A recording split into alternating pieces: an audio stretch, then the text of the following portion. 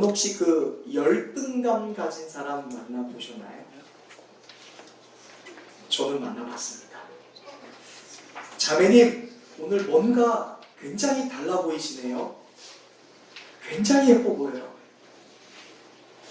왜요? 그럼 예전엔 이상했어요? 그래요. 저 시골 촌뜨기예요. 뭘 어쩌라는 거죠? 혹시 자존감 낮은 사람들 만나본 적 있으세요? 저는 만나봤습니다. 형제님, 오늘 기분 좋은 일이 있으신가 봐요. 굉장히 좋아 보이시네요. 왜요? 저는 뭐 좋은 일 있으면 안 돼요? 저는 뭐 매일 나쁜 일만 있어야 됩니까?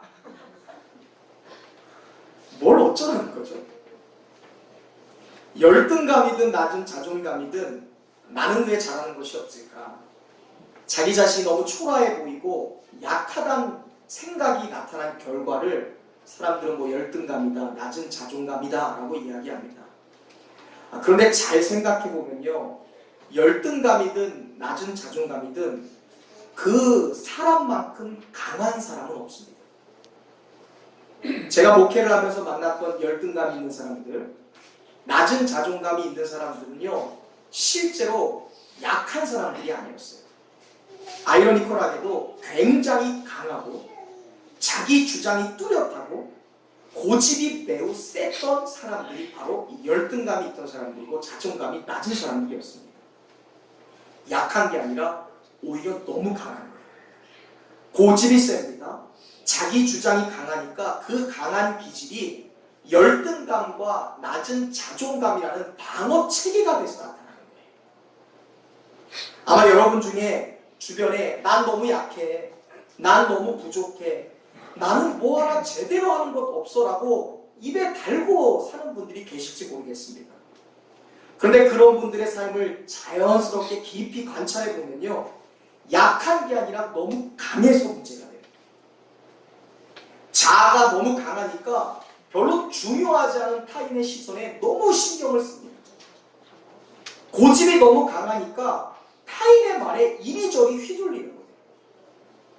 사실 여러분, 정말 약한 사람은요, 다른 사람의 말이나 다른 사람의 시선에 절대로 흔들리지 않습니다. 왜냐하면 너무 약하니까 흔들릴 기운도 없는 거예요. 너무 약한데 다른 사람의 시선을 뭐하러 느껴요? 너무 약하니까 다른 사람이 어떻게 말하든 말든 그거에 신경 쓸 겨를이 없는 거예요. 정말 큰 문제는 그 사람이 고집이 세고 그 사람이 자기 주장이 너무나 강하다 보니까 주님이 쓰시지 못한다는 거예요. 차라리 정말 약한 거면 다행이에요. 예수님은 약한 사람을 사용한다 하셨잖아요. 하나님은 약한데 강함이라 하셨잖아요. 근데 강한 거, 너무나 사람이 강하니까 하나님이 도저히 쓰지 못해요. 고린도전서 1장 27절에 이런 말씀이 있습니다. 한번 같이 읽어볼까요? 그러나 하나님께서 세상에 미련한 것들을 택하사 지혜 있는 자들을 부끄럽게 하려 하시고 세상에 약한 것들을 택하사 강한 것들을 부끄럽게 하려 하시며. 할렐루야! 아멘이신가요? 아멘. 정말 아멘이세요? 아멘. 하나님의 말씀대로라면 약한 것은 절대 문제가 되지 않습니다. 오히려 약한 것이 하나님께 쓰임받을 수 있는 비결이 돼요. 하나님이 택하여 쓰시는 사람이 누구래요? 약한 사람이에요. 하나님이 약한 사람을 쓰실 수 있기 때문에 그래요. 진짜 내가 약한 거라면 하나님이 직접 개입하실 수 있는 아주 좋은 인생이죠. 약한 그때에 강함이라 하셨거든요. 그래서 주님은 일부러 약한 사람을 들어 사용하기도 하세요. 그런데 주님이 약하다고 다 사용하는 게 아니더라고요. 약한 사람을 다 사용하지 않습니다. 다시 말씀드리지만 스스로 약하다, 부족하다 하는데 실제로 자아가 굉장히 강한 사람들이 있어요. 난 부족해요, 나는 약해요, 또 넘어졌어요 하는데 그런 사람들의 삶을 잘 보면 고집이 완고합니다. 자기 주장이 너무 강해서 죽지 못하는 사람이 되니까 하나님이 사용할 수가 없는 거예요. 그런데 되게 많은 사람들은 자기가 강하다는 것을 잘 느끼지 못해요. 이 시간에 여러분 스스로가 내가 하나님 앞에서 강한 사람인지 약한 사람인지를 한번 스스로 점검해 볼 수 있기를 바랍니다. 어떻게 하냐고요? 몇 가지만 질문해 보면 알아요. 여러분 혹시 기도하세요, 성경 읽으세요, 주일 성수하세요 라는 말 들어보신 적 있으신가요? 들어보셨어요? 그럼 뭐 사랑하세요, 뭐 용서하세요, 이해하세요, 전도하세요, 뭐 감사하세요 라는 말은 들어보셨나요? 들어보셨죠? 혹시 제자양육 신청하세요, 뭐 신방 신청하세요, 말씀 통독 신청해 보세요, 교제권을 세상의 친구들에게서 신앙생활하는 친구들로 이제 바꿔보세요 라는 말은 들어보셨나요? 그런데요, 그렇게 하셨어요? 하지 않았다면 내 자아가 강한 거예요. 기도하자고 하는데 기도하지 않고, 감사하라고 하는데 감사하지 않고, 용서하라 하셨는데 용서하지 않는다면 아직도 내 고집이 죽지 않은 거예요. 그것은 약한 것이 아니라 너무 강한 것이죠. 그러니까 성령님이 그 사람을 변화시키려고 해도 내가 죽지 않으니까 변화가 안 되는 거예요. 우리는 수없이 들어서요, 귀에 가시가 박힐 정도로 들었어요. 어떤 분은 목사님의 말투도 흉내내는 분이 계시더라고요. 목사님이 제자양육은 이렇게 얘기하시고, 성경 예배 드릴 때, 기도할 때 우리 담임 목사는 이렇게 한다, 멘트까지 다 따라하시는 분들이 이미 우리 안에 계십니다. 그런데요, 전혀 꿈떡을 하지 않아요. 내가 선을 정해놓고 난 이 이상은 섬기지 않아, 이 이상은 내가 도전하지 않아, 믿을 분량을 정해놓고 믿는 분들이 꽤 있습니다. 그리고는 변명과 핑계가 너무너무 많아요. 그런데 변명과 핑계를 다 종합해보면 원인은 한 가지입니다. 내가 아직 너무 강한 거예요. 내 고집이 강하고, 내 주장이 강하고, 내 자아가 너무 강해요. 하나님보다, 말씀보다, 명령보다도 내가 강해요. 주님이 하라고 하시면 하는 것이 당연한 것인 줄로 믿습니다. 그 사람이 바로 약한 사람이에요. 우리 옆 사람과 인사하겠습니다. 주님 앞에서 약한 사람이 됩시다. 네. 진짜 약한 사람은요, 주님 앞에서 자기 주관이 없어요. 자기 고집이 없습니다. 정말 약한 사람. 주님이 사랑하라고 하시니까 사랑합니다. 주님이 용서하라고 하시니까 용서합니다. 주님이 예배하는 자를 찾는다고 말씀하시니까 시간을 내고 자리를 내서 예배를 드리는 것입니다. 그것이 진짜 약한 사람인 것이죠. 반대로 순종하지 못할 이유가 우리에게 굉장히 많아요. 그런데 순종하지 않는다는 것, 결국 또 내 주장과 내 고집과 내 자아가 여전히 강하다는 거예요. 여러분 생각해 보세요. 사랑하라고 말하는 거에 여러분 순종하고 계십니까? 용서하라는 것은, 기도하라는 것은, 말씀 보라는 것은요, 그것에 순종하지 않는다면 아직 내가 죽지 않아요. 그러니까 변화가 일어나지 않아요. 목사님, 제가 해봤는데 안 돼요. 이래서 안 되고 저래서 안 돼요. 제가 또 넘어졌어요.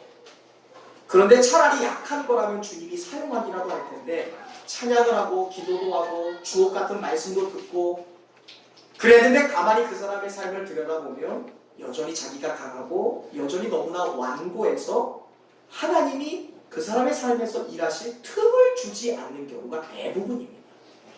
내가 이것은 이렇게 해야 되고 저것은 이렇게 해야 되고 그것만을 포기할 수 없어라는 고집이 완고하니까 하나님이 일할 수가 없어요.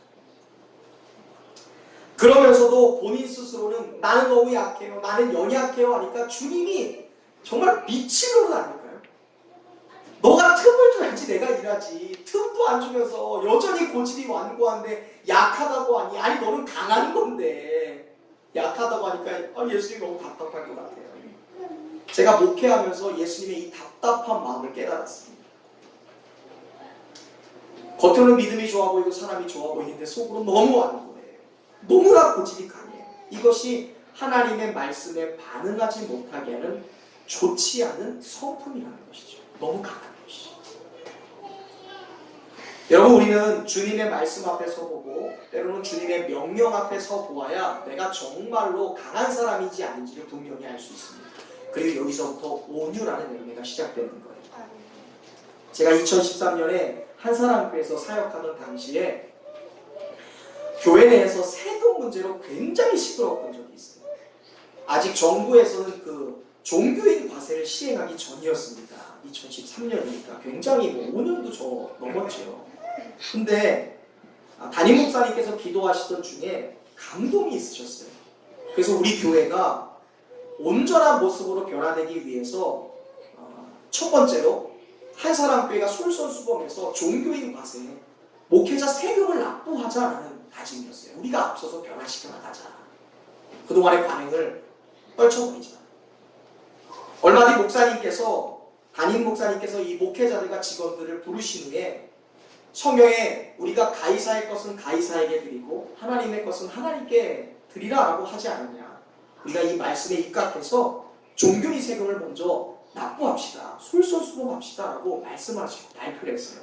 그러면서 어렵겠지만 잘 따라와 주세요 하고 당부에 당부를 하셨어요. 그런데 그 발표가 끝나자마자 여기저기서 난리가 난 거예요.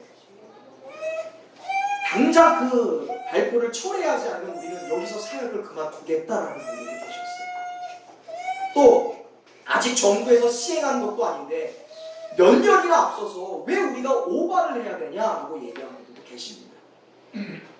나는 절대로 세금 내는 거 동참하지 않겠다. 무슨 성역인데 무슨 성직자가 세금을 내냐? 우리 교회법이 사회법보다 위지 어떻게 사회법에 교회법보다 위에 있냐? 우리는 절대 세금 못 낸다 하는 분들도 계셨어요. 또 어떤 분들은 월급에서 달달이 세금을 제외하고 나면 생활비가 정말 그대로 줄어들 텐데 그런 상황으로 나는 일할 용기가 없다라고 얘기하신 분들도 계셨습니다. 이런저런 뒷말하는 분들도 계시고 실제로 그만둔 분들도 계셨어요. 그런데요, 결국 군말 없이 그 말씀에 순종하고 그 교회의 정신에 따라갔던 사람들은요, 세금이 매달 나가는 것만큼 다 메꿔지더라고요.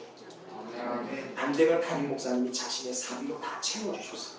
제가 분명히 13만 원의 세금을 냈는데 담임 목사님이 20만 원씩 자신의 사비로 수련목들에게 그것을 채워주신 거예요.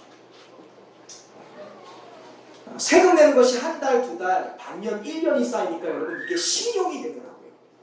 알다시피 그 목회자들은 신용이 없습니다. 전도사들은 특별히 신용이 제로예요. 그러니까 단 5만 원, 10만 원도 대출받을 수 없어요. 근데 제가 세금을 납부를 했잖아요. 그러니까 제가 개척을 나올 때 이 대출 받는 게 너무 수월한 거예요. 개인 신용이 생겼으니까. 그래서 제가 개척을 나올 때 대출을 받아서 굉장히 수월하게 집을 마련할 수 있었어요. 세금을 내서 제가 손해본 게 있었나요? 아니요. 저는 오히려 도움을 받았어요. 오히려 이득을 보았어요. 저는 그때 반응하는 사람들의 모습을 보면서 적지 않은 상처를 받았어요. 그동안 목사님께 고분고분했던 사람들이거든요. 담임 목사님께 아부했던 사람들이고 뭐든 잘 따라갈 거라고 생각했던 사람들이 그만두겠다, 못하겠다, 반기를 드는 모습을 보고 굉장히 큰 배신감을 느꼈어요. 그러면서 제가 깨달은 게 뭔지 아세요? 사람이 사명 얘기하는데 사명 위에 군림하는 세상의 권력이 있구나라는 것을 깨달았어요. 사명 위에 군림하는 게 뭐였을까요? 돈에 대한 고집이었고 생존에 대한 자기의 주장이었어요. 내가 이거 내면 살아갈 수 없다. 이것만은 양보 못한다는 고집이었어요. 여러분, 우리는 우리 자신이 얼마나 완고하고 얼마나 고집센 사람인지 잘 모르고 살아가요. 내가 얼마나 강하고 내가 얼마나 완고한 사람인지 평소에는 모릅니다. 그러나 결정적으로 하나님의 말씀 앞에 그리고 하나님의 말씀에 순종해야 되는 순간에 우리의 강한 자, 우리의 완고한 고집이 그때서야 드러나는 거예요. 사랑하는 성도 여러분, 우리는 지금 이의 관계에서 성령의 8번째 열매인 온유라는 것을 생각해 볼 수 있어요. 온유라는 것은 겉으로 드러나는 모습을 통해 드러나는 성격적인 모습이 아니에요. 온유가 뭘까? 사람이 좋은 것이 온유인가요? 그냥 모든 순간에 헤헤헤 하하하 웃으면 그 사람이 온유한 건가요? 세상에서는 다른 사람의 비위를 잘 맞히는 온유한 사람이라고 얘기해요. 고객들의 니드를 잘 채우는 종업원, 온유해. 사장의 간지러운 것을 잘 알아서 긁는 사람들, 그러면서 군말하지 않는 사람들을 온유한 사람이야, 참 좋은 사람이야 라고 이야기합니다. 그런데 말입니다, 단순히 착하고 무난한 성격을 가지고 무난한 인간관계를 맺는 것이 이 성령의 여덟 번째인 열매를 온유를 뜻하는 것은 절대 아닙니다. 오늘 본문에서 온유함이라는 표현이 나와 있는데요. 그 단어는 헬라어로 프라위스라는 단어입니다. 한번 따라해 보시겠어요? 프라위스. 네, 프라위스. 이것은요, 친절한, 겸손한, 얌전하다, 부드러움, 너그러움, 친밀함이라는 뜻을 가지고 있어요. 자, 이 몇 가지의 단어를 들어보면 떠오르는 사람이 있지 않습니까? 누구죠? 여러분이에요. 우리 옆에 있는 사람에게 인사하겠습니다. 당신은 참 온유해 보이시네요. 친절하잖아요. 할렐루야. 우리 새로운교회 성도들 겸손하잖아요. 얌전하잖아요. 부드럽잖아요. 너그럽잖아요. 서로 간에 친밀하잖아요. 이것을 보고 우리는 프라비스라고 생각할 수 있습니다. 어떻게 보면 이 프라비스라는 온유함이라는 것은요, 사람의 성격에 해당하는 말 같아요. 들어보니까 그렇잖아요. 부드럽고 친밀하고 온유하고 친절하다. 그러나 앞서서 말씀드린 것처럼 우리가 외적인 것으로 드러나는 모습을 가지고 성령의 열매를 해석하는 온유를 범해서는 안 됩니다. 온유는 단순한 성격을 말하는 것이 아니에요. 여러분 혹시 2000년 전에 예수님 옆에 나와서 예수님이 가는 곳곳마다 따라다녔던 사람들 기억하시나요? 군말 없이 예수님이 가는 곳마다 따라다녔어요. 예수님이 들에서 설교하실 때 들판에 모여 있었고요. 예수님이 가버나움에 갈 때 가버나움을 따라가고요. 예수님이 갈릴리 바닷가에 있을 때는 바닷가의 큰 넓은 백사장에 앉아서 배 위에서 설교하는 예수님의 말씀을 끝날 때까지 다 들었던 사람이에요. 찍소리하지 않고. 그들은 대부분 힘이 없는 서민들이었어요. 학력은 별 볼 일 없었고 가문도 별 볼 일 없었습니다. 그들은 돈도 없었어요. 그들은 도시락 하나도 챙길 수 있는 여력이 없이 그냥 예수님을 끝까지 따라갔던 사람들이에요. 그냥 가는 곳곳마다 따라다녔습니다. 겉으로 보면 그 사람들 온유해 보이죠. 예수님이 가는 곳마다 군말 없이 따라다녔고 예수님이 말씀하는 것마다 다 잘 들었으니까요. 뭔가 굉장히 착해 보여요. 생각해 보세요. 아빠가 가는 곳을 자녀들이 다 따라다니는 거예요. 목사님이 하자는 것을 군말 없이 다 따라다니는 거예요. 얼마나 프라미스해 보여요. 얼마나 온순해 보입니까? 얼마나 사람들이 착해 보여요. 그러나 혹시라도 누군가 권세 있는 사람이 그 앞에 서서 야 이렇게 해! 라고 하면 군말 없이 그것을 그냥 입 딱 다물고 따라갈 사람들처럼 보이잖아요. 그런데 말이죠, 6월절에 이르러서 저 예수를 십자가에 죽여라, 저 예수를 십자가에 못 박아서 죽어라 라고 외쳤던 성난 군중들이 그 사람들의 또 다른 이면의 모습이었던 걸 여러분 기억하고 계세요? 단순히 무드 앞에 보이는 그냥 조용히 따라가 아무 말 없이 그냥 가만히 있는 것을 가리켜서 브라비스, 온유함이라고 얘기하는 것이 아니죠. 자기의 수가 틀리면, 자기의 니드, 필요가 채워지지 않으면 언제든지 죽여라 라고 외치는 그들의 모습을 통해 온유는 겉으로 드러나는 열매가 아닌 것을 깨닫게 됩니다. 이건 굉장히 충격적인 내용이에요.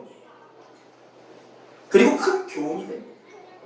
우리가 이것을 통해 깨닫게 되는 분명한 사실은 성령의 여덟 번째 열매인 프라비스, 온유함이라는 것은 힘이 없고 아는 것이 없어서 이것이 좋은지 나쁜지 내색도 안 하고 그저 묵묵히 할 거 하는, 묵묵히 따라가는 사람을 가리켜 온유한 사람이라고 얘기하는 것이 아니에요. 겉으로는 딱딱해 보여도, 겉으로는 강해 보여도 그 안에 주님에 향한 반응이 어떠한지에 따라서 그 사람이 온유한 사람인지 아닌지가 드러나게 되는 것입니다.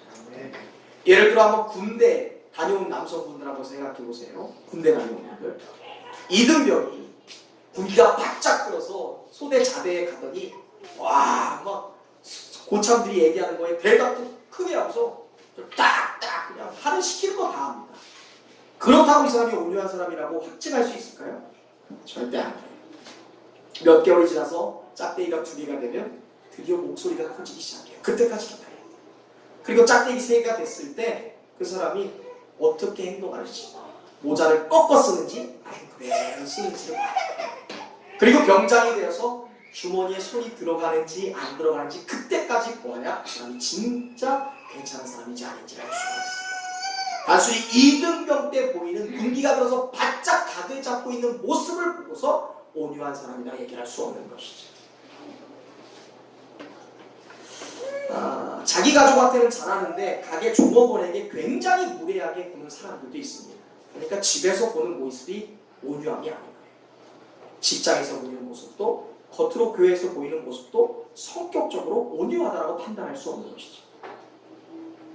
한편 목회하면서 하나님이 왜 제게는 역사하지 않죠? 왜 저는 영적 체험을 받지 못하는 것일까요? 라고 질문하는 경우도 종종 보게 됩니다. 그런데요, 이 온유라는 성품을 통해 보면 그 해답도 나와요. 왜 은혜 받지 못하는 것일까? 왜 영적인 체험이 없는 것일까? 이유는요, 내 자아가 강한 거예요. 내 고집이 강해요.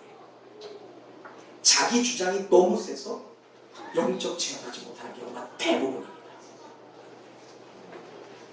결국 온유하다는 말은요, 우리가 그동안 너무 오랫동안 오해해왔어요. 프라이스. 온유는 겉으로 드러나는 성격이 아니라 주님에 대한 반응을 뜻하는 것입니다. 우리 한번 고백해 볼까요? 온유함은 주님께 반응하는 모습을 나타내는 것입니다. 주님께 반응하는 모습을 나타내는 것입니다. 할렐루야. 온유가 성품이에요, 아니에요? 온유가 성격이에요, 아니에요? 온유는 뭐예요? 주님께 반응하는 모습을 나타내는 거예요. 그게 온유함이에요. 성경이 말씀합니다. 프라이스. 주님께 어떻게 반응하는지, 주님의 말씀에 어떻게 행동하는지, 그것을 나타내는 것이 온유함이 있는지 없는지를 결정짓는 요소입니다. 주님이 하라고 하시면 하는 거예요. 주님이 하지 말라고 하지 말라고 하면 하지 않는 것이 곧 프라이스, 온유함이에요. 주님이 말하라고 하시면 말하는 거예요. 주님이 말씀하지 말라고 하시면 말을 멈추는 것. 주님의 말씀에 대하여 부드러운 사람, 주님의 명령에 대하여 친숙한 사람, 주님이 우리에게 요구하시는 거에 대하여 온유한 사람, 그 사람이 바로 프라이스, 온유한 성품을 가진 사람이에요. 아멘. 주님이 사랑하라 말씀하시는데 싫어요. 왜요? 저 사람은 아니에요. 다른 사람은 다 해도 저 사람은 아니에요. 용서하자 하시는데 왜요? 내가 왜 용서해야 되죠? 저 사람이 내게 용서를 구해야 되는데요. 말씀에 딱딱한 사람, 그 사람은 온유한 사람이 아니에요. 아무리 성격이 좋다. 온유함은 주님의 말씀에 대한 반응이에요. 아멘. 이 온유함이 없으니까 주님이 내 삶에 역사하지 않는 거예요. 이 온유함, 말씀에 대한 반응이 없으니까 내 삶에 성령의 8가지 지금까지 나타났던 열매가 나타나지 않는 거예요. 그러나 내 삶에 기쁨이 넘치고 사랑이 넘치고 인자가 넘치고 자비가 넘치고 오래 참는 열매가 맺어지고 있다면 그 사람은 말씀 앞에서 프라이스, 부드럽고 온유한 사람입니다. 아멘. 그러니까 열매가 나타나요. 아멘. 이거 얘기는 하지 말아야겠다. 다시 말씀드립니다. 온유함이라는 것, 겉으로 보이는 차이로 나타나는 것이 아니에요. 프라이스, 온유한 것은 하나님의 말씀에 대하여 부드럽고, 할렐루야, 아멘. 주님의 명령에 대하여 온순하며, 할렐루야, 친밀한 것을 말하는 단어가 바로 온유함이에요. 아멘. 창세기 26장에 보면 이삭과 우물에 관련된 에피소드가 나와요. 오늘 교회 학교 시간에 아이들하고도 얘기 나눴던 것이죠. 우리가 잘 아는 이야기예요. 아버지 아브라함을 떠나서 이 아들이 이삭이 분가했습니다. 그리고 가정을 이뤄서 아버지를 떠나서 그랄 땅, 블레셋 땅에 거주하게 됩니다. 그리고 그곳에서 우물을 팠어요. 중동 국가에서 물은 생명이죠. 타향살이를 할 때 그곳에 정착할지 말아야 될지를 결정하는 것은 샘을 찾았는지 안 찾았는지에 따라 관련된 거예요. 중동 국가에서 물을 얻었으면 그곳에 정착하는 것이고, 물을 얻지 못하면 끝까지 돌아다녀야 됩니다. 그런데 이삭이 다른 동네에 가서 고향을 옮기고 자기의 사는 집을 옮겼는데 거기서 우물을 팠는데 물이 나오는 거예요. 그런데요, 이삭이 잘 되는 것을 보고 시기했던 블레셋 원주민들이 갑자기 우물을 보더니 야, 이거 우리의 물이야 하고 다툼을 걸기 시작하는 거예요. 이거 우리 거야. 왜 네가 여기서 내 물을 먹어? 아니, 어이가 없잖아요. 우물 판 게 누군데? 이삭인데 지네는 몇십 년 동안 물도 못 파고 이곳에서 우물 찾은 적이 없는데 이삭이 판 우물을 갖고 자기의 것이라고 다툼을 걸어서 빼앗으려고 하는 거예요. 이에 이삭이요, 다투지 않아요. 그냥 양보합니다. 그리고 또 자리를 옮겨서 우물을 팠는데 골짜기에서 물이 나오는 거예요. 할렐루야. 근데 또 그곳에 살고 있던 원주민들이 시비 거는 거예요. 야, 이거 내 건데? 너 왜 여기서 살아? 이삭이 군말하지 않고 또 우물을 양보합니다. 또 같은 일이 반복돼요. 이런 모습을 보고 사람들이 야, 이삭 진짜 착하다. 진짜 바보 같을 정도로 온유하다. 아니 어떻게 저렇게 착할 수가 있지?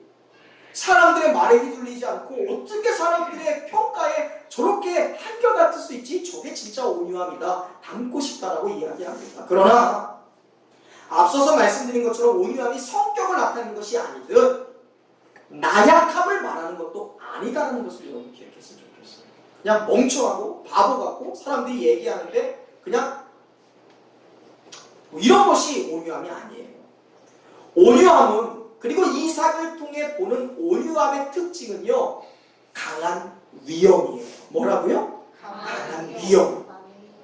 말하지 않아도 드러나는 야우라예요. 영적인 위엄. 생각해 보세요. 싸우고 우물을 뺏는 게 승리예요? 싸우지도 않았는데 우물을 얻는 게 승리예요? 싸워서 우물 얻는 게 승리예요? 싸우지도 않았는데 우물을 얻는 거죠. 이삭은 싸우지도 않았는데 가는 곳마다 우물이 터져요. 이러한 모습을 지켜본 사람이 있었어요. 그랄 왕이었던 아비멜렉입니다. 그랄 왕 아비멜렉이 어느 날 자기의 친구들을 대동하고 부엘세바까지 이삭을 따라갔어요. 그리고 화친을 맺습니다. 화해를 청하는 거예요. 용서를 구하고 그에게 딜을 하는 거예요. 우리 계약하자. 그때 아비멜렉 왕이 이삭에게 어떻게 제안을 했을까? 한번 읽어볼까요? 시작!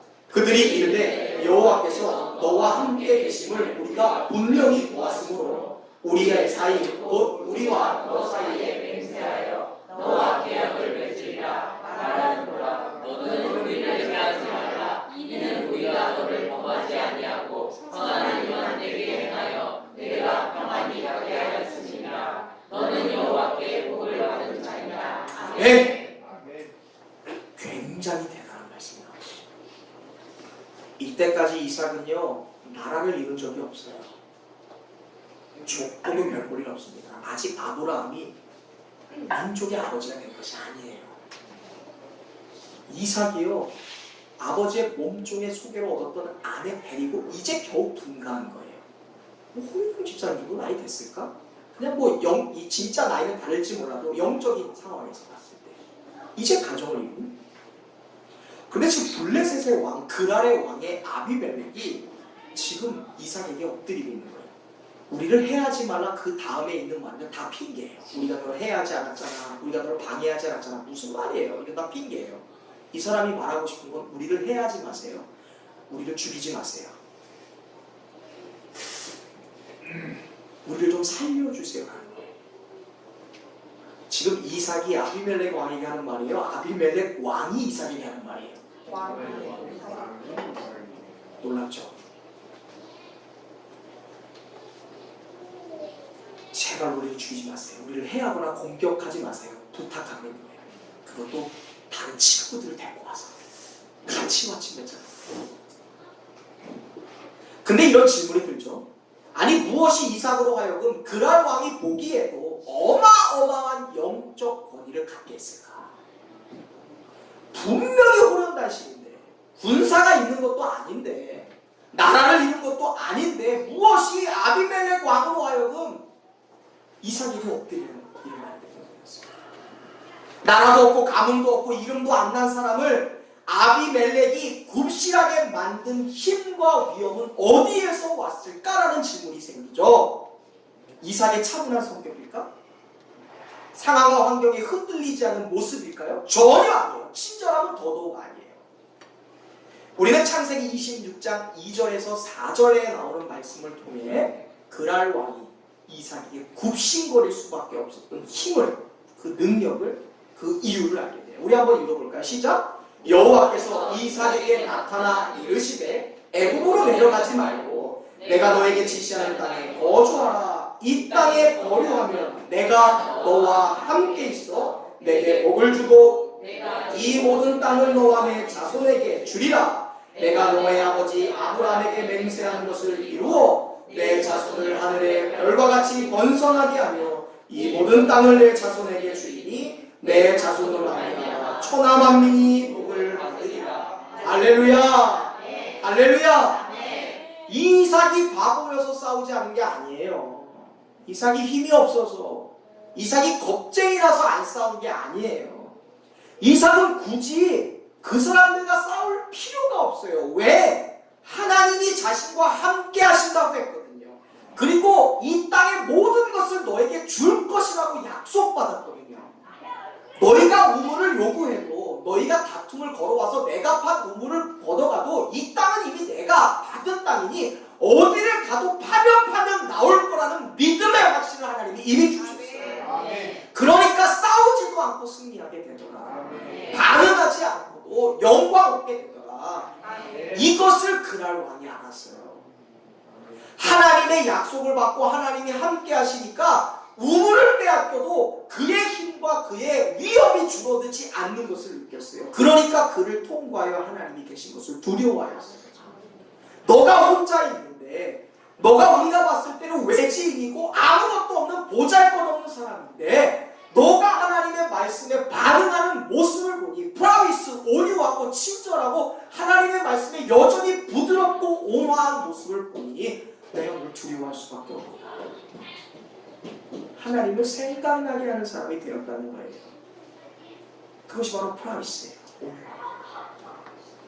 하나님의 말씀에 반응하는, 그 반응으로 흔들리지 않은, 상황이 괴롭히고 사람들이 괴롭혀도 그 말씀에 대하여 프라이스, 온전하고 친절하고 친숙함을 유지한 그 이삭의 모습을 통해 거부할 수 있는 힘과 위험을 느꼈어요. 그러니까 그날 왕이 자연스럽게 엎드리게 되더라. 우리가 하나님의 말씀 앞에 온유한 사람이 되고, 하나님 말씀 앞에 친숙한 사람이 되고, 하나님의 명령 앞에 부드러운 사람이 될 때 세상의 권력이 우리에게 자연스럽게 엎드리게 되는 줄로 믿습니다. 와, 저 사람을 보니까 내가 어쩔 수 없이 저 사람보다 한참 아래에 있구나 하면서 고개 숙이고 들어오는 거예요. 그게 우리 예수 믿는 사람들의 포스입니다. 포스. 힘이에요. 우리는 파워는 없을 수 있어요. 사장이 파워를 갖고 있죠. 원장이 파워를 갖고 있죠. 회장이 힘을 갖고 있지만 우리는 포스가 있는 거예요. 하나님이 함께 하시는 그 힘, 그 영적인 권력이 있는 거예요. 그것으로 세상이 굴복하는 거예요. 할렐루야. 이렇듯 하나님의 말씀을 대하는 마음 자체가 완전히 달라져요. 하나님의 명령에 대한 마음가짐이 달라지는 것, 이것이 우리에게 주는 8번째 예배인 온유함이에요. 성격이 바뀌는 게 아니에요. 온유한 사람을 보면 그는 그 사람이 아니라 그 사람 안에 역사하시는 하나님이 보이게 됩니다. 성격에 착해서 온유한 것이 아니라 성격은 여전히 괴팍한데 그 사람 안에 있는 하나님의 역사를 보게 될 때 그 사람이 온유한 사람이구나를 느끼게 됩니다. 그러니까 거칠게 여러분 신경 쓰지 마세요. 하나님 말씀에 반응하는 자세를 바꿔요. 하나님의 이 말씀을 해석하는 자세를 바꿔요. 거기서 온유함의 열매가 시작돼요.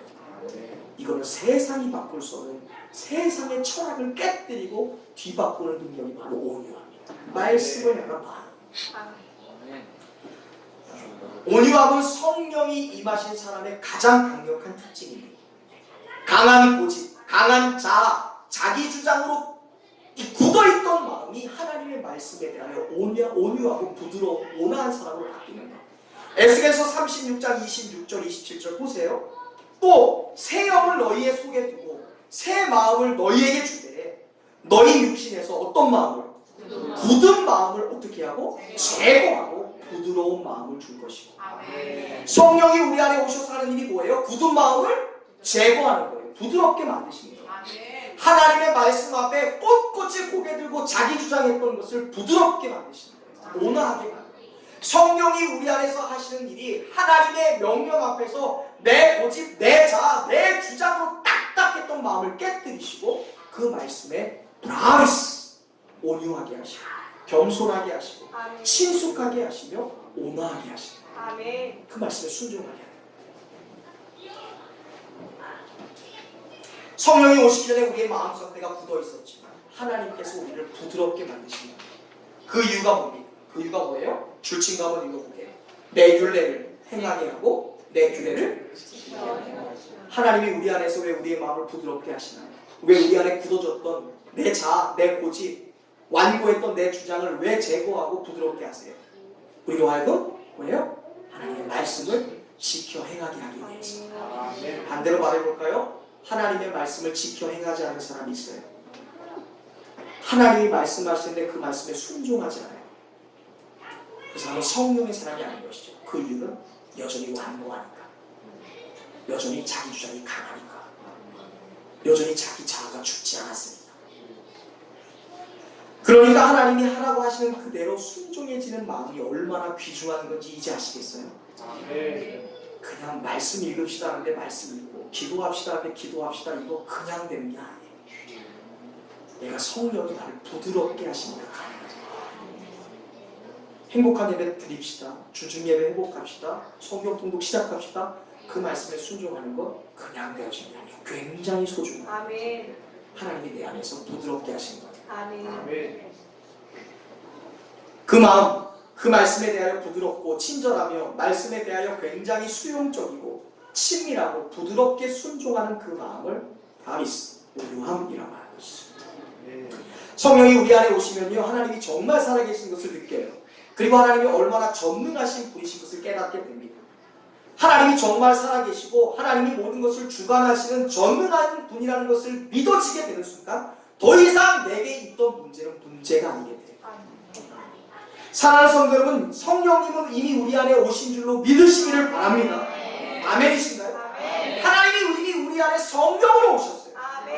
그것을 아는 사람이 못한다, 안 한다, 안 된다, 고집 부릴 수 있을까요? 안 돼요. 성령님이 내 안에 오셨는데 어떻게 용서하지 않을 수 있어요? 성령이 강력하신 분인데, 주관하시는 분인데, 능력 있는 분인데 어떻게 사랑하지 않을 수 있어요?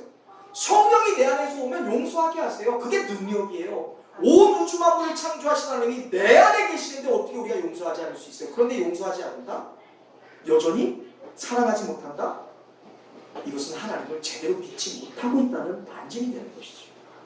하나님이 내 안에 계시면 사랑하게 돼요. 용서하게 돼요. 문제가 더 이상 문제가 아니에요.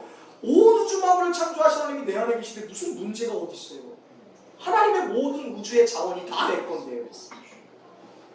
그런데 여전히 영리하면 하나님을 믿지 못하는 것이죠. 믿긴 믿되 100% 믿지 못하는 것이죠. 하나님이 내 안에 오신 것을 믿는 순간 믿어지니까 더 이상 내 마음에 열등감은 존재하지 않아요. 하나님이 나와 함께 하시는데 우음을 빼앗기면 어때요? 하나님이 내 안에 계신 것이 믿어지면 더 이상 낮은 자존감이라는 것은 존재할 수가 없습니다. 하나님이 나와 함께 하실 때 모욕 그까짓 거 당하는 게 못됐다고 하나님이 나와 함께 하시는 거예요. 내가 여전히 연약하고 낮은 자존감 때문에 고생하고 열등감에 있다는 것은 하나님을 믿지 못한다는 거예요. 하나님이 내 안에 계신다는 걸 믿으면 상황과 환경에 절대 비틀리지 않습니다. 하나님이 나와 함께 하십니다. 하나님이 진짜 믿어지고 하나님은 온 우주 만물 가운데 가장 강하신 분이다라는 확신이 없으니까 사람의 세상이 휘둘리게 되더라. 이것이 바로 앞서서 에스겔 선지자가 말씀했던 굳은 마음이에요. 하나님이 내 안에 계신데 여전히 굳어 있는 거예요. 나는 못해. 할 수 없어. 난 또 무너졌어 하는 거예요. 하나님은 이미 우리 안에 굳은 마음을 제거하셨는데 내가 고집이 있어서 나는 여전히 변하지 않았다. 난 또 쓰러졌다. 난 해결되지 못했다. 난 여전히 낮아. 난 여전히 약해라고 스스로 고집 부리고 있는 거예요. 그러나 성령이 오셔서 성령을 알게 하시고 하나님을 알게 하시고 하나님을 믿어지게 할 때 순종하지 못할 문제가 없는 거예요. 받아들이지 못할 것도 없는 것이죠. 놀라운 것은 성령님이 내 안에 계신 것을 믿을 때 이것을 나 혼자만 느끼는 것이 아니라 주변에 있는 사람도 느껴요. 우와, 저 사람 가운데 성령이 역사하고 있구나. 성령이 저 사람을 부드럽게 하고 계시는구나. 저 사람이 말씀에 온전하게 순종하고 온전하게 반응할 수 있도록 성령이 저 사람 가운데 역사하는구나. 누가 봐도 다 알고 있어요. 다 알아요. 다 드러납니다. 자기만 아는 게 아니고 성령이 나를 변화시킨다. 나에게서 역사하신다. 하나님이 살아계신다. 그 사람이 아니라 그 사람 주변에 있는 사람이 그 사람을 통해 느끼게 됩니다. 저는 하나님 말씀 앞에서 순종해서 온유함을 세상 가운데 드러내는 우리 새로운 교회 온 성도들이 되시길 주님의 이름으로 축원드립니다. 결국 온유함이라는 열매고 주님 바라볼 때 얻어지는 거예요. 아멘. 직장에서 주님 바라볼 때 온유할 수 있어요. 사람 바라보지 마세요. 제발. 돈 바라보는 순간 온유할 수 없어요. 근데 주님 바라보면 돈이 따라와요. 되든 안 되든. 상황 환경 보지 마세요. 주님 바라보면 상황 환경보다 강하신 주님이 선하여 합력하여 선을 이루실 줄로 믿습니다. 어느 순간에도 주님을 바라보는 것이 온유함의 핵심이에요. 주님이 나와 함께하는 것을 믿는 사람, 그 사람은 말이나 행동이 온유하게 되는 거예요. 전혀 흔들리지 않아요. 근데 반대로 주님이 삶에서 의식되지 않는 분들이 있어요. 주님이 내 안에 계신 것을 믿어요. 하는데 누구를 만나거나 집이나 직장에서 전혀 주님이 생각이 안 나는 사람은 자기 마음대로 행동하고 자기의 주장대로 해석하고 자기의 고집대로 반응해요.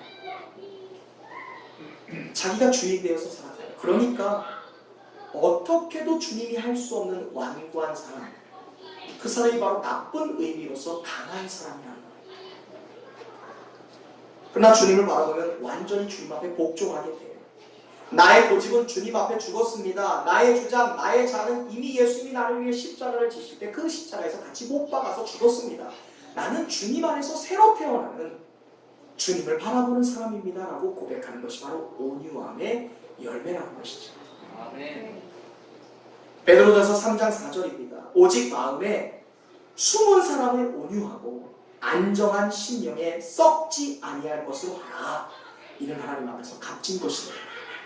베드로 사도는 하나님 앞에 값지게 여김을 받는 것이 있대요. 그것이 바로 심령이 온유한 사람이에요. 하나님 말씀 앞에 반응하는 사람, 하나님 말씀 앞에 순종하는 사람, 그 사람이 하나님 앞에 뭐래요? 값진 사람이에요.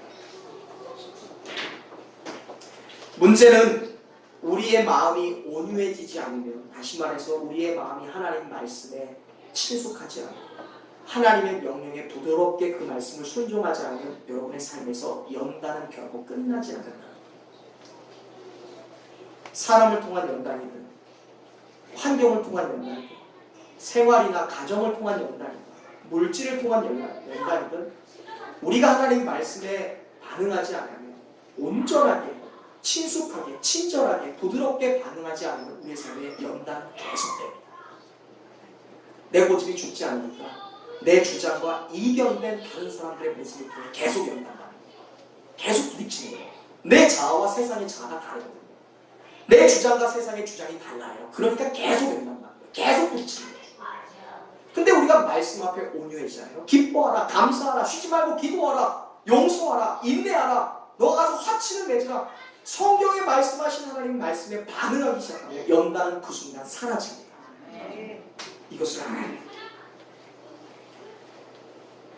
하나님의 말씀의 지시 앞에 완전히 순종하는 온유, 마음이 온유해지면 삶의 연단도 사라진다는 것이죠. 오늘 본문인 마태복음 11장 29절에서 예수님은 이 온유라는 열매와 자신의 삶을 연관지었어요. 예수님의 삶과 온유를 이어서 설명하고 있습니다. 함께 읽어볼까요? 나는 시작할까요? 여러분의 성경을 한번 볼까요? 나는 마음이 시작! 나는 마음이 온유하고 겸손하니 나의 멍에를 메고 내게 배우라. 그리하면 너의 마음이 쉼을 얻으리니. 아멘. 온유함의 열매라는 것은요, 우리의 결심과 노력으로 얻어지는 것이 아닙니다. 성격은 우리의 노력으로 바꿀 수 있죠. 그러나 이 온유함이라는 것은 예수님이 우리를 통해 맺어주시는 거예요. 그래서 성령의 열매이죠. 예수님이 자신을 향해서 말씀하셨어요. 나는 어때요? 마음이 온유하대요. 예수님의 기질이 하나님 말씀 앞에 프라미스, 순종하는 사람이었대요.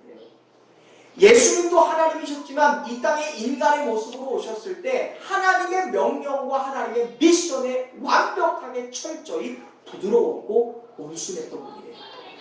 그러니 그 예수님을 바라보고 그 예수님의 마음을 가질 때 짜증내는 사람 옆에 있으면 짜증이 나고 행복한 사람 옆에 있으면 행복이 나듯 온유하신 주님의 옆에 있을 때 그 주님의 마음을 가질 때 우리도 드디어 온유한 사람이 될 수 있는 줄로 믿습니다. 주님의 마음을 가져요. 하나님의 말씀 앞에 온순했던 예수님의 모습, 하나님의 말씀 앞에 순종했던 예수님의 그 프라미스를 우리가 바라보고 그 마음을 가질 때 우리도 예수님을 따라 작은 예수, 온유한 사람이 될 수 있어요. 그래서 우리의 삶에서 늘 고민해야 될 질문이 있어요. What would Jesus do? 예수님이라면 어떻게 하셨을까? 이 순간에 저 사람이 나한테 저렇게 대할 때 예수님이라면 폭발하셨을까? 예수님이라면 짜증을 내셨을까? 저 직장 동료가 저 사람이 나에게 저렇게 대할 때 예수님은 어떻게 반응하셨을까를 질문해야 돼요. 그거를 질문하지 않으니까 나의 고집대로 반응하게 되더라. 이 상황에서 예수님이 내게 원하시는 것은 무엇입니까? What do you want? 내게 원하시는 것은 무엇입니까? 내가 지금 어떻게 행동하기를 원하십니까? 라고 물을 때 우리가 예수님의 마음을 알게 됩니다. 주님, 내가 어떻게 반응해요? 지금 폭발해요? 아니요. 이게 오래 참고 그리고 용서해. 그 말씀에 집중할 때 우리는 예수님의 마음을 따라 어떤 사람? 온유한 사람이 되는 거예요. 묻지 않으니까. 예수님의 마음에 대하여 와도 주셨어. 어떻게 하실 겁니까? 어떻게 하셨어요? 주님이라면 이 순간 어떻게 하실 거예요? 라고 묻지 않으니까 자기 고집대로, 자기의 주장대로, 자기의 마음대로 반응하니까 그것이 자존감으로 나타나고 열등감으로 나타나는 거예요. 또 실수하는 거예요. 오늘 우리가 온유함이라는 열매, 그리고 우리의 삶에 끊임없이 나타나는 연단을 끊어버리기 위하여 예수님의 마음을, 온유한 마음, 하나님의 말씀에 순종했던 철저히 친절하고 가까웠던 예수님의 성품을 우리가 갖게 되길 주님의 이름으로 축원드립니다. 할렐루야. 물으세요. 그리고 예수님이 말씀하실 때 양심의 선한 양심을 따라 우리에게 말씀하실 때 그것을 믿으세요. 그때 우리의 마음이 뭐예요? 쉼을 얻는 거예요. 여러분이 사장이 되고 과장이 되고 이사가 돼서 내가 싫어하는 사람 위에 올라가야 쉼을 얻는 게 아니에요. 우리가 좋은 차를 타고 좋은 양복을 입으면 나를 무시했던 사람이 내게 고개 숙이는 게 절대 아니에요. 그것처럼 유치한 것은 없어요. 내가 회사에서 프로포저를 완성하고 어떠한 프로젝트를 완성하면 그것을 보고 사람들이 나를 인정하는 게 아니라는 거예요. 예수님처럼 반응하고 예수님처럼 행동할 때 우리가 그것에서 자유롭지 않아요. 여전히 못 벌 수 있어요. 여전히 내가 만년 과장일 수 있거든요. 여전히 내가 프로젝트를 망칠 수도 있어요. 여전히 성과가 안 날 수 있지만 그럼에도 불구하고 상황과 환경을 뛰어넘어 우리의 마음이 자유할 수 있는 건 예수님처럼 말씀에 순종할 때, 내가 죽을 때, 내 자아가 주님 앞에서 제거돼서 부드러운 사람이 될 때 그때 우리의 삶이 승리하는 거예요. 자유로워요. 생각해보세요. 용서하지 못해서 얼마나 마음이 괴로워요. 사랑하지 못해서 얼마나 괴롭나요? 기뻐하지 못해서 얼마나 마음이 괴로우세요. 그 순간 우리가 주님 앞에 죽는 거예요. 그리고 믿는 거예요. 내 안에 계신 주님. 내가 쉼을 얻기 위해서 할 일은 주님의 마음 가는 것이다. 주님처럼 행동하는 것이다. 주님처럼 말하는 것이다. 반응하는 그 순간 우리의 마음이 자유로워져요. 내가 주님처럼 행동했네. 야, 내 생각에는 이해할 수 없는 건데 내가 오래 참았어. 저 사람 내가 갈고야 돼. 막 어떻게든 괴롭혀야 되는데 사랑해주고 용납해줬더니 내 안에 예수님의 사랑의 열매가 가득 차는 걸 보고 내 안에 너무 쉼이 없는 거예요. 자유로워지는 거예요. 해방되는 거예요. 할렐루야. 무엇보다 그러나 중요한 것은요, 아무리 온유함의 열매를 한번 맺었다 하더라도요, 그 사람이 예수님을 보는 시선을 놓치면요, 온유함의 열매가 그대로 사라져버릴 수가 있다는 걸 여러분 기억하세요. 한번 온유할 수 있는데 계속 온유할 수 없어요. 예수님 바라보는 시선 놓치면 온유함이라는 열매 사라져요. 모세가 그랬던 거예요. 민수기 12장 3절에 이런 말씀이 있어요. 성경에 모세는 그 모세의 온유함이 세상 지면의 모든 사람보다 더하니라고 얘기했어요. 세상에 어떤 사람 중에 모세만큼 온유한 사람이 없다고 얘기했어요. 그러면 모세가 계속 온유해야 되죠. 근데 모세가 출애굽해서 광야에 갔을 때 무리바에 갔을 때 물이 없어요. 그러니까 이스라엘 백성들이 막 불만을 가잖아요. 물이 왜 없냐? 이 사막에서 왔는데 물 없어서 죽게 됐다. 하나님 엄마하고 모세 죽이려고 하니까 모세가 기도하다가 저 반석을 향해 물이 나게 하라고 했는데 하도 아우성을 하니까 지팡이 넣어서 모세 어떻게 반석을 승질내면서 딱 쳤어. 말씀에 순종해야 되는데 지혈기를 부린 거야. 그랬더니 모세는요, 약속을 상실해버렸어. 축복의 땅 가나안에 들어갈 수 있는 자격을 상실해 버렸어요. 세상 가운데 가장 온유했던 사람인데 하나님의 말씀을 바라보는 것이 아니라 자기 주장과 고집과 아집대로 행동했더니 축복의 땅인 가나안을 잃어버리는 일이 났다. 온유함 계속 지키길 원하시면 계속적으로 주님 나라 갈 때까지, 최후 승리 얻을 때까지, 주님 다시 볼 때까지 주님을 바라볼 수 있기를 주님의 이름으로 축원드립니다. 주님을 바라보는 것, 그리고 놓치는 것이 우리의 삶에 얼마나 무서운 일들을 발생시키는지 분명히 알아야 돼요. 주님 바라봐야 돼요.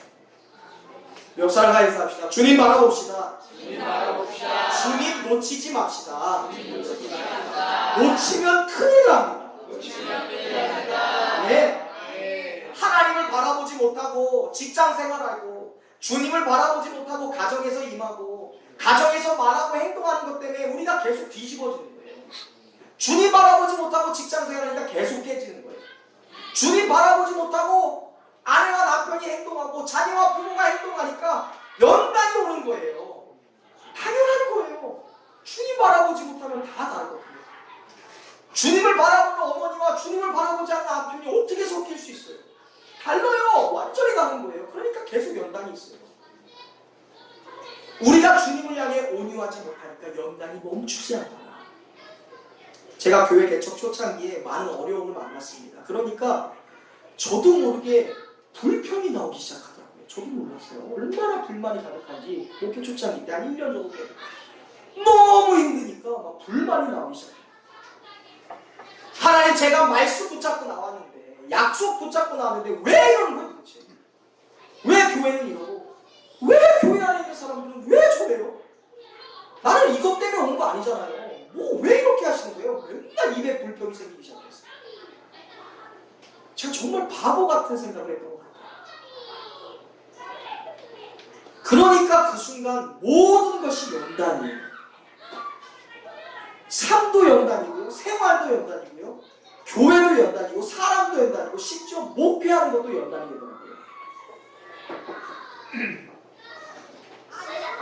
근데 개척 1주년 정도 됐을 때 세무서를 갔다 오다가 제가 안전벨트를 안 한 것 때문에 경찰에게 적발돼서 딱지를 끊었습니다. 근데 그 순간 딱지를 떼고서 갓길에 대고 있는데 제가 큰 깨달음이 왔어요. 너무나 부끄러웠어요. 하나님이 창이 달린 수많은 가시가 달린 창으로 제 마음을 막 찌르시는 것 같았어요. 어마어마한 책망이었습니다. 그 순간 제가 갓길에 움직이지 못하고 펑펑 울었어요. 아마 경찰관 굉장히 놀랐을 것 같아요.